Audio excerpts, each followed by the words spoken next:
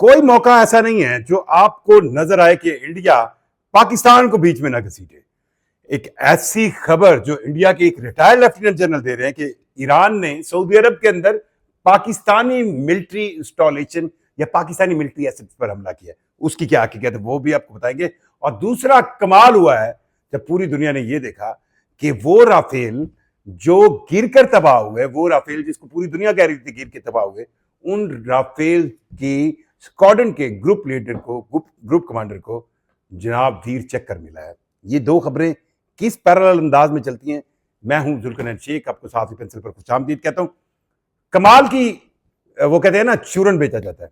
हुआ ये कि ईरान ने इसराइल पर हमला किया। इसराइल की रमाद डेविड बेस पर हमला किया। एक ऐसी बेस जो बहुत इंपॉर्टेंट है, जहां से ईरान पर बहुत ही ज्यादा हमले किए गए थे। यहां पर इसराइल की रमाद डेविड एयर बेस पर 101, 105, 109 ये 3 स्क्वाड्रन जो है वो F-16 की हैं, जो बहुत एक्टिवली इस पूरी इसराइल ईरान जंग के दौरान इस्तेमाल हुई। और इसके अलावा 157 और 160 ये 2 स्क्वाड्रन जो है वो अनमैन जो उनकी फ्लाइंग एयरक्राफ्ट हैं उनकी हैं। और इन्हीं से ही ड्रोन हमले जो है ईरान में होते रहे। तो इसको ईरान ने हिट किया। अब इसको हिट करने के जवाब के अंदर इसराइल ने ईरान के अंदर, आसमान के अंदर और दीगर इलाकों में ईरान की जो पेट्रोकेमिकल तंसीबात थी उनको हिट किया। अब इस दौरान क्या होता है कि इंडिया के एक retired lieutenant general DP Pandey साहब, उनका एक स्टेटमेंट, उनका एक सोशल मीडिया पर कमेंट आता है कि जी ईरान ने सऊदी अरब के अंदर पाकिस्तान की जो मिलिट्री इंस्टॉलेशन है, क्योंकि पाकिस्तान और सऊदी अरब का जो डिफेंस पैक्ट है उसके तहत अब इस वक्त पाकिस्तान की मतलब आप कह लें एयरफोर्स भी, पाकिस्तान का सिस्टम भी सऊदी अरब में मौजूद है।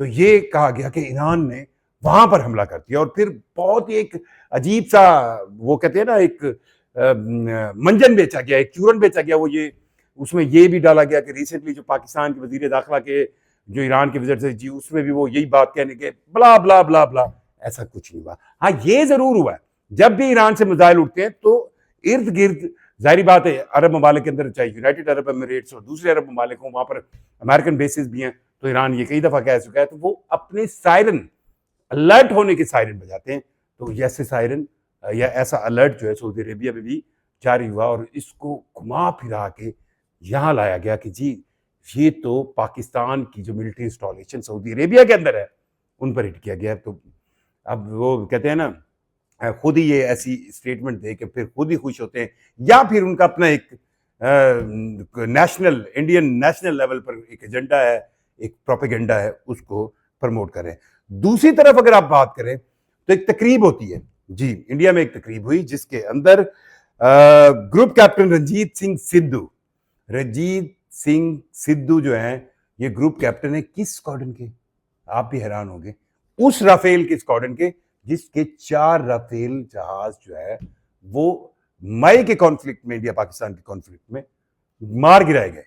उनको जो है वीर चक्कर, इंडिया का एक आप कह दें एक ऐसा फौजी एजाज जो बड़ा ही इम्तियाजी होता है, वो देने का एक तकरीब हुई। और उस तकरीब को आप देखिए बिल्कुल वो उसी अंदाज में, उन्हीं स्टेप्स के साथ, उसी रेड कारपेट पे उसी तरह चले हैं जिस तरह एग्जैक्टली 7 साल पहले अभिनंदन चल कर गया था। ये वही अभिनंदन है जो पाकिस्तान के अंदर, जिसका जहाज तबाह हुआ, जो पाकिस्तान में आया, चाय शाय पी, 2-3 रोज मेहमान रहा, इधर आराम रूम करता रहा, फिर हमने पूरी दुनिया के सामने उसे इंडिया को वापस किया। उस अभिनंदन को भी इसी तरह अवार्ड दिया गया था।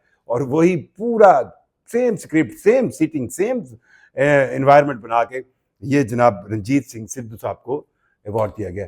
अब ये 2 चीजें आप अगर मिलाएंगे तो आपको उसकी समझ आएगी कि किस तरह दो अंदाज की आप कहें इंफॉर्मेशन है। एक इंफॉर्मेशन है जो इंटरनेशनली पूरी दुनिया को पता है, जो सबको पता है हुआ क्या था, सबको पता है इस वक्त पाकिस्तान का स्टेटस इस खित्ते के अंदर क्या है, सबको पता है ईरान और अमेरिका के दरमियान पाकिस्तान कितना एक्टिवली सालिस है। और मैं आपको बताऊं इस सब के अंदर पाकिस्तान की वैल्यू को, पाकिस्तान के मयार को, पाकिस्तान की वो कहते हैं ना एक धाक को बढ़ाने में जो किरदार मोदी ने या उसकी गवर्नमेंट ने, इंडियन गवर्नमेंट ने अदा किया, वो शायद खुद पाकिस्तान की हुकूमत नहीं कर सकी, क्योंकि इंडिया के साथ होने वाले कॉन्फ्लिक्ट के बाद ही पाकिस्तान की वैल्यू यहां से यहां पर पहुंच गई। और यही वजह है कि आज पाकिस्तान चौधरी का चौधरी अमेरिका की पंचायत लगाकर बैठा है, और उसमें भी पाकिस्तान एक कांस्टेंट अंदाज के साथ लगा हुआ है, चढ़ रहा है। आपको नजर आएगा कि मोहसिन नकवी ने पिछले मेरा ख्याल है 1 हफ्ते में कोई 2-3 दफा ईरान का विजिट कर लिया होगा, और अब आपको नजर आ रहा है कि रिसेंटली डोनाल्ड ट्रंप ने कुछ चंद घंटे पहले एक आखिरी इंटरव्यू दिया, तो उसमें भी वो पाकिस्तान की सियासी और मिलिट्री क़यादत की तारीफ कर रहा था कि उन्होंने जो रोल अदा किया, और सेम इसी तरह की आपको मिलेगी जेस्चर जो मिलेगा वो अमेरिकी साइड से मिलेगा। सो एक उस इंटरनेशनल जो पाकिस्तान का एक नाम पैदा हुआ है उसको खत्म करने के लिए ये डीपी पांडे साहब, लेफ्टिनेंट जनरल रिटायर्ड साहब, उन्होंने एक शोशा छोड़ा। और फिर आप ये देखिएगा कि जो उन्होंने अपने उन squad leader group leader Ranjit Singh Sidhu को जो अवार्ड देना था वीर चक्र, तो जाहिर बात है इन दोनों चीजों को मिलाकर अपनी नेशनल प्रोपेगेंडे के लिए चलाना था, और उसका मकसद सिर्फ यही था कि ये सोच किया जाए कि इंडिया जो है वो बड़ा ही उसका अपर हैंड है, और पाकिस्तान जो है वो कहीं पे भी नहीं है। पाकिस्तान ने जहाँ जहाँ पर भी अपने डिफेंस पैक्ट किए हैं वहाँ पर वो नाकाम हो रहा है। ईरान जो है वो पाकिस्तान पे अटैक कर रहा है, ईरान तो पाकिस्तान की बात नहीं सुन रहा। और ये भी एक हकीकत है जो ऑन द अदर हैंड आपको बहुत बहुत बहुत क्लासिकल किस्म की, अब देखिए क्या पाकिस्तान की खारजा पॉलिसी होगी कि पाकिस्तान ने अपने रिलेशंस चीन के साथ भी मेंटेन किए हुए हैं और अमेरिका के साथ भी। चीन और अमेरिका के दरमियान पाकिस्तान ने पुल का किरदार अदा किया हुआ है, जब इन दोनों के दरमियान कोई सफारती ताल्लुकात नहीं थे।